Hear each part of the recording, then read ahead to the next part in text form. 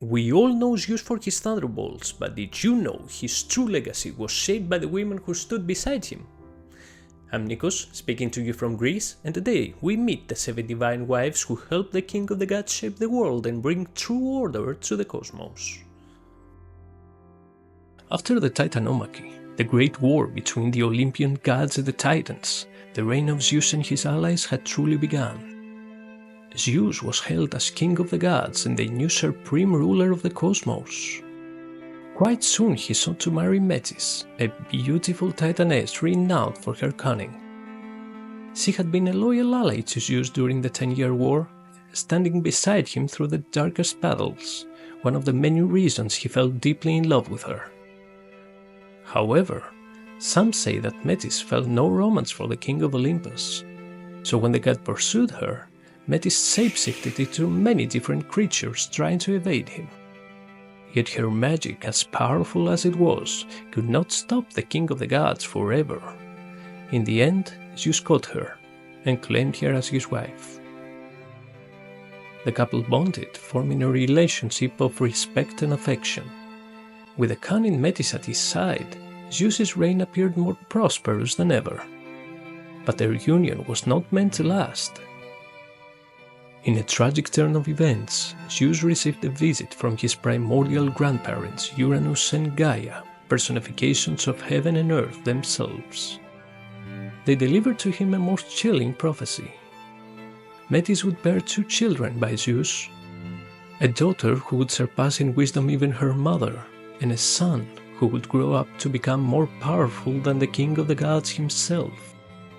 Like his father Kronos and his grandfather Uranus before him, Zeus was fated to be overthrown by his own son.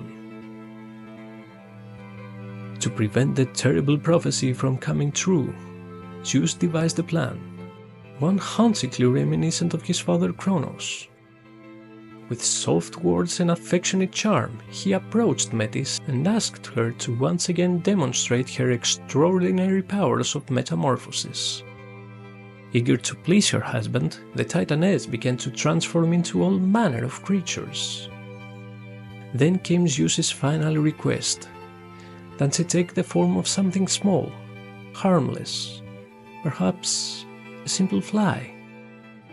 With no hesitation, Metis obeyed. In that very moment, Zeus seized his chance. He swallowed his wife whole, hoping to halt the birth of the son fated to overthrow him. But fate, as always, had other plans.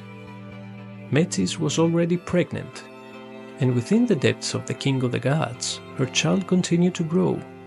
A child who would one day emerge as one of the most beloved deities in all of Greece. It was only after Zeus had married Hera, the queen of the gods, that he began to suffer a headache unlike any he had ever known.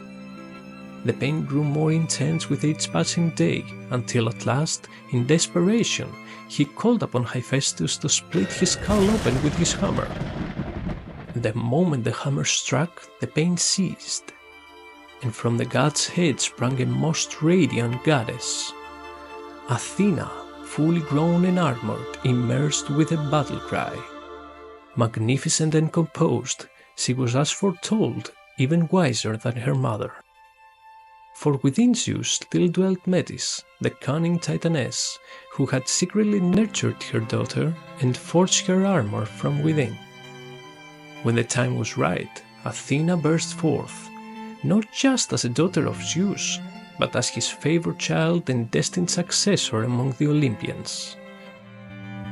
By swallowing Metis, Zeus had indeed averted the birth of the son destined to surpass him, and in doing so, secured his eternal reign as king of the cosmos. Sometime later, the king of the gods sought to wed Themis, the Titaness who embodied justice, divine law, and the natural order of the cosmos. It was not passion and desire that drove the couple to bond, but rather divine necessity, as Zeus needed Themis at his side to bring forth an age of stability and balance in the universe. Together, they bore 6 daughters, each of whom further legitimized Zeus's reign over all creation. The first were the Horae, goddesses of moral order: Eunomia, the goddess of law, Dike, the embodiment of justice, and Eurynome, who personified peace. The second triad was the Moirai, also known as the Fates, three mysterious sisters who govern destiny itself, not only for mortals, but even for the gods as well. Clotho, the spinner, wove the thread of life, sending all things into motion. Lachesis, the allotter, measured the thread's length, deciding the fate and span of its life. And Atropos, the inevitable, cut the thread with a single stroke, bringing existence to its sudden and final end. The celestial union would eventually fade, but the presence of Themis on Mount Olympus never diminished. She remained forever at Zeus' side, not as a wife, but as his most trusted and unwavering counselor. Even then, the great god had yet to fully establish his reign. To usher in an era of beauty and harmony for the cosmos, Zeus needed a consort who reflected those very virtues. Thus, he took the graceful Titaness Eurynome as his third wife. So beautiful and elegant Eurynome was, it is said that even the wind stood still to witness her every movement. From their divine union were born the Charites, also known as the Graces, three radiant goddesses who came to embody all that made life joyful and sublime. Their names were Aglaia, Euphrosyne, and Thalia. These luminous deities quickly rose to prominence among the immortals, bestowing beauty, charm, and delight upon all who were fortunate enough to encounter them. Zeus then turned to Demeter, the Olympian goddess of the harvest, and took her as his next wife. Together they shared a caring and loving union. It was not long before they bore a daughter, a beautiful child born of storm and soil, whose heart was captivated by flowers, growth, and the beauty of the natural world. She was named Persephone, and she was destined to play a pivotal role in the Greek pantheon. One day, while the young goddess wandered a sunlit meadow in Sicily gathering flowers, the earth beneath her feet suddenly split open. From the chasm emerged Hades, the lord of the underworld, second in power only to Zeus himself. Struck by Persephone's beauty, Hades seized her in an instant and dragged her into his dark realm. The goddess cried out in terror, but only Hecate, the goddess of witchcraft, and Helios, the ever-watchful sun god, witnessed the abduction. Demeter's whole world was shattered. Her beloved daughter had vanished, and grief consumed her. Disguising herself as an old woman, she wandered the earth in sorrow, searching tirelessly for Persephone through 9 long days and nights, never pausing to eat, drink, or rest. Helios, eventually taking pity on the goddess, revealed the truth. Zeus, her own brother and husband, had secretly promised Persephone to the lord of the underworld, allowing her to be taken as his queen. Demeter was consumed with rage, her heart burning with resentment toward both Hades and Zeus for the loss of her beloved daughter. The earth itself shared her grief. Fields withered, rivers ran dry, and a terrible famine swept across the mortal world, threatening all life on earth. To prevent the disaster, Zeus commanded Hades to return Persephone to her mother. The lord of the underworld agreed, but before releasing the young goddess, he offered her 6 pomegranate seeds. What Persephone did not know was this: any soul who tasted the food of the underworld was forever bound to it. Persephone returned to the world of the living, and mother and daughter were joyfully reunited. For a brief shining moment they were happier than ever, but it did not take long for Demeter to sense the truth. Her ever-innocent daughter had eaten the food of the underworld. Finally, Zeus intervened, and a compromise was struck between the two gods who loved Persephone more than anything in the world. It was decreed that the young goddess would spend 6 months of each year with her mother on earth, a time when the land would bloom, the sun would warm the soil, and all life would flourish. But for the other 6 months, Persephone would return to the underworld, ruling beside Hades as his queen. During that time, the world would grieve with Demeter. The fields would wither, the warmth would fade, and the earth would grow cold and bare. Thus, a never-ending cycle of decay and rebirth was born, and with it, the seasons. Time passed. Marvelous was the age of the Olympians, an era marked by events of great significance. Yet even divine glory cannot escape the passage of time. Zeus realized that only through memory could greatness endure. To preserve the legacy of the gods, Zeus sought the aid of Mnemosyne, the beautiful Titaness who personified memory and held the knowledge of all things in the cosmos. It did not take long before the two fell in love. The couple lay together for 9 consecutive nights, their bond steeped in purpose and passion. From this union, 9 magnificent daughters were born, the goddesses of arts and sciences, each one granting the universe a divine gift. Calliope gave voice to epic poetry.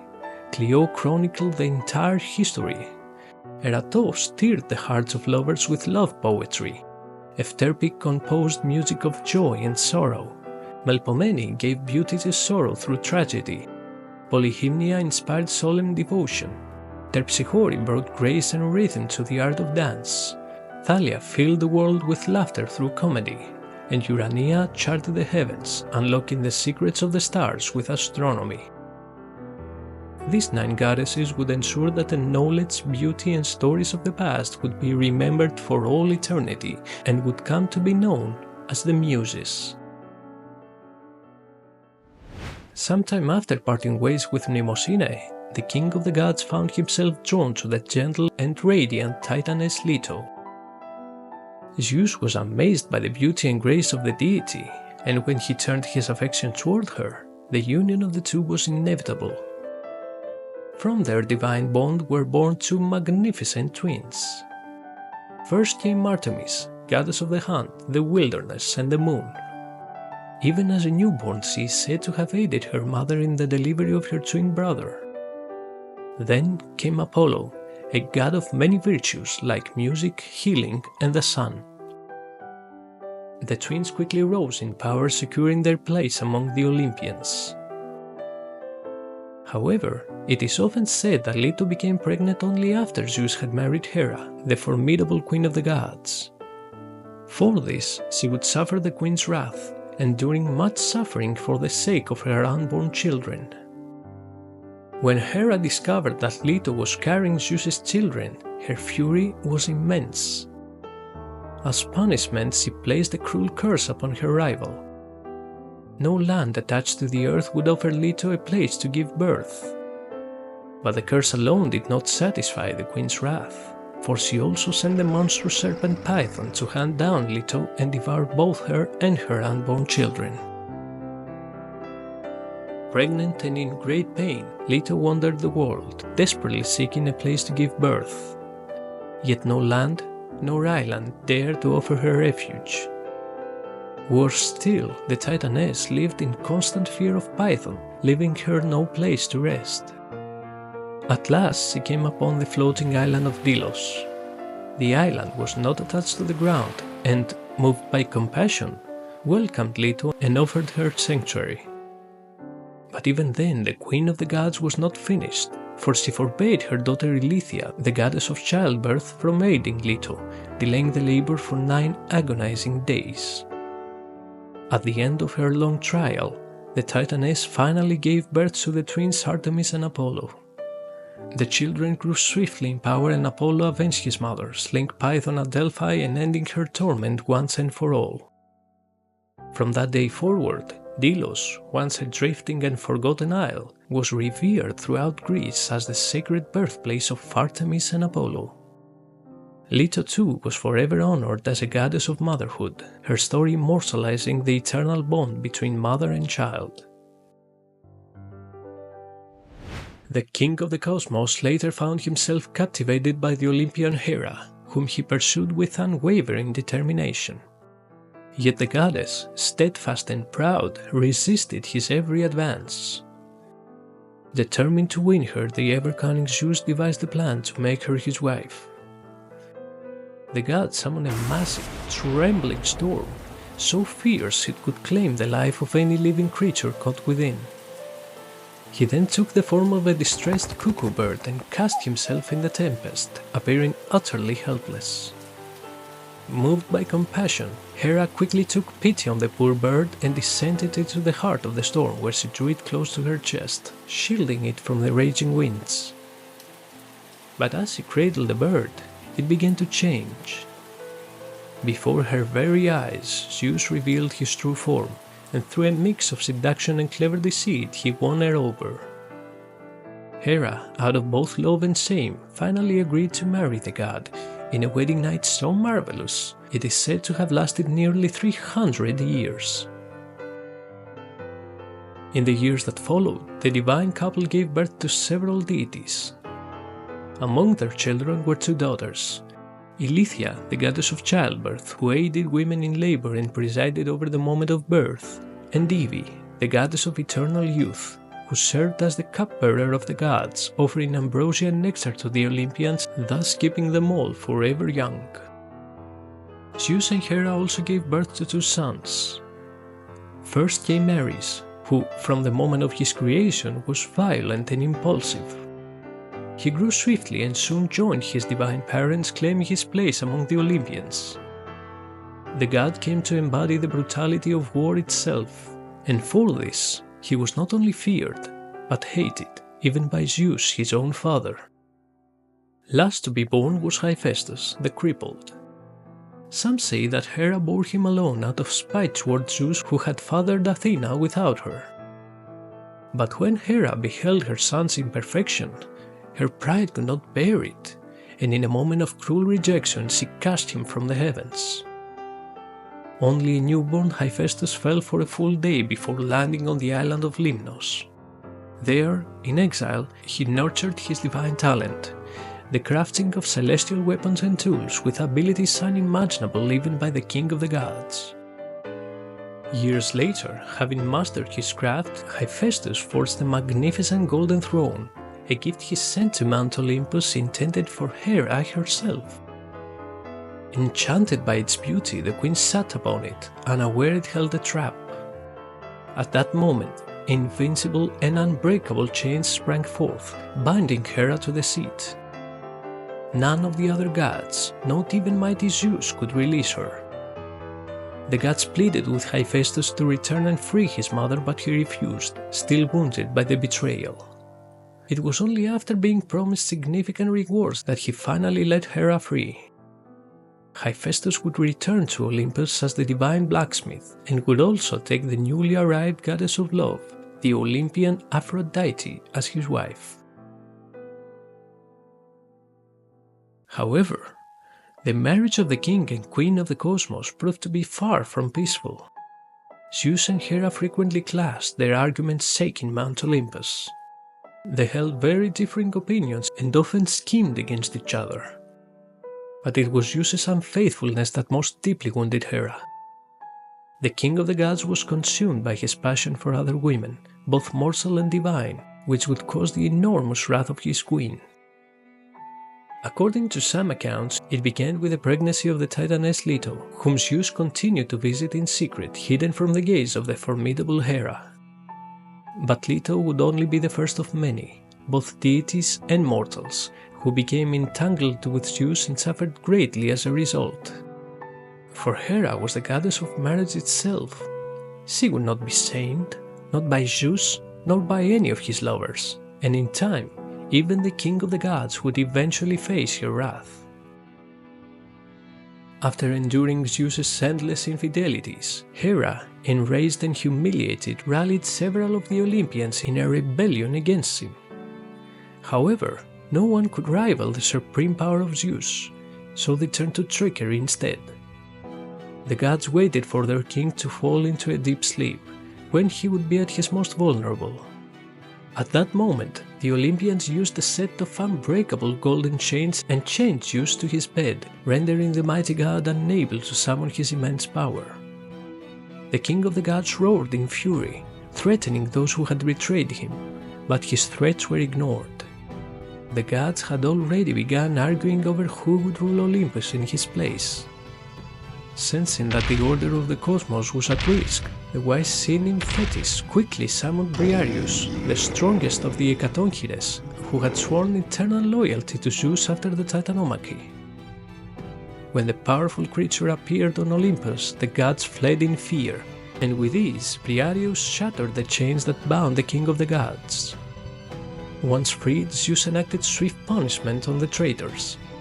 Apollo and Poseidon were sentenced to serve the mortal king of Troy, under whose command they would build the strongest walls the mortal world would ever see. But as the leader of the uprising, Hera suffered the harshest fate. Zeus hung her from the sky in golden chains, her cries of agony echoing through the heavens. Yet no one dared defy the mighty Zeus to help her. Only after Hera, broken by suffering, swore an oath of eternal loyalty did Zeus finally release her, and from that day forth, she never again challenged his rule. The union of Zeus and Hera endured for eternity.